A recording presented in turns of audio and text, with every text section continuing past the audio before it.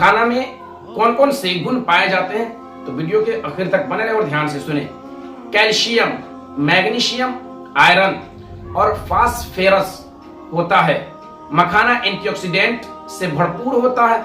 यह सूजन और पुरानी बीमारी से हमें बचाता है। जहां एक तरफ मखाना खाने के कई सारे फायदे हैं, तो वहीं इसे ज्यादा खाने के नुकसान भी हो सकता है। व्रत में आप मखाने की खीर बनाकर खा सकते हैं। मखाने में कई तरह के पोषक तत्व हैं जो आपका पेट भरा रखने के साथ ही आपको पौष्टिक तत्व देने में मदद करेंगे। आप रोजाना एक मुट्ठी मखाना खा सकते हैं।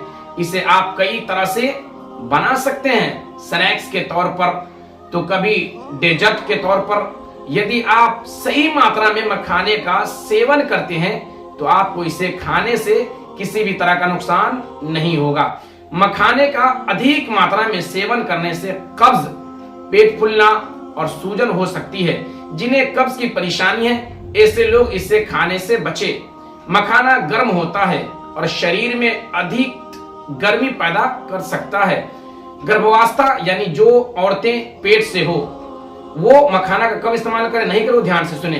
गर्भावस्था के दौरान महिलाओं को बहुत अधिक मखाना नहीं खाना चाहिए, क्योंकि ये गर्भ में पल रहे बच्चे को नुकसान पहुंचा सकता है। वैसे तो मखाना में कई सारे फायदेमंद गुण भी हैं। गर्भवती महिलाएं बहुत अधिक हार्मोनल और शारीरिक परिवर्तन से गुजरती है। ऐसे में मखाने न खाने की सलाह दी जाती है। हालांकि इसके पीछे कोई वैज्ञानिक अध्ययन नहीं है। शुगर के मरीज जो पहले से ही इंसुलिन पर है, उन्हें मखाना खाने से पहले अपने डॉक्टर से संपर्क करना चाहिए। आजकल सर्दियों का मौसम चल रहा है और सर्दियों के मौसम में मखाना का इस्तेमाल करना कितना ज्यादा फायदेमंद है और कितना नुकसान है, तो ध्यान से सुने। सर्दियों के दिनों में मखाना को हर दिन अलग अलग तरह से खाया जा सकता है। इसे खाने के साइड इफेक्ट्स के साबित करने के लिए कोई वैज्ञानिक डाटा नहीं है। मखाना शरीर में ब्लड शुगर लेवल के स्तर को कम करने में मदद करता है। कुछ जानवरों के अध्ययन में पाया गया है कि मखाने का अर्क दिल संबंधित स्वास्थ्य में सुधार के लिए कोलेस्ट्रॉल और ट्राइग्लिसराइड के स्तर को कम कर सकता है। कैसे करें चयन किसका, मखाने का, तो ध्यान से सुने।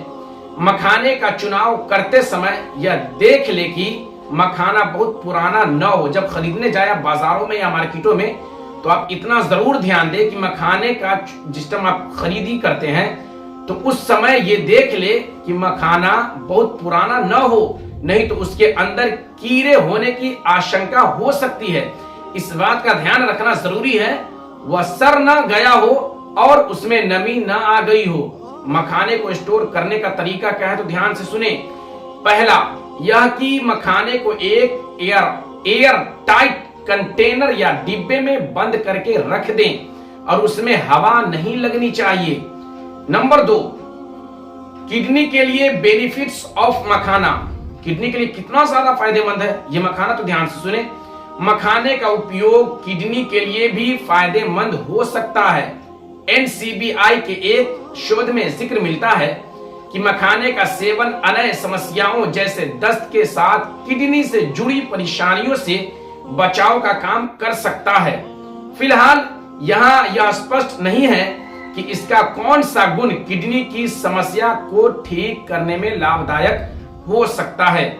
गर्भावस्था में मखाना का सेवन करना फायदेमंद हो सकता है। गर्भावस्था में महिलाओं के लिए मखाने का उपयोग कई प्रकार के पकवानों में मिलाकर किया जाता है।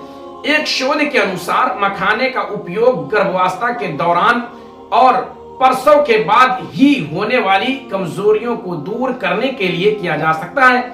इसके अलावा इसमें कई प्रकार के पोषक तत्व जैसे कि आयरन, प्रोटीन, मैग्नीशियम और पोटेशियम जैसे पोषक तत्व पाए जाते हैं, जो गर्भावस्था के दौरान महिला को स्वस्थ रखने में मदद कर सकते हैं। नंबर 3, डायबिटीज में खाने के फायदे। अगर आपको डायबिटीज है तो आप डायबिटीज के बीच आप कितना मखाना इस्तेमाल कर सकते हैं, तो ध्यान से सुने।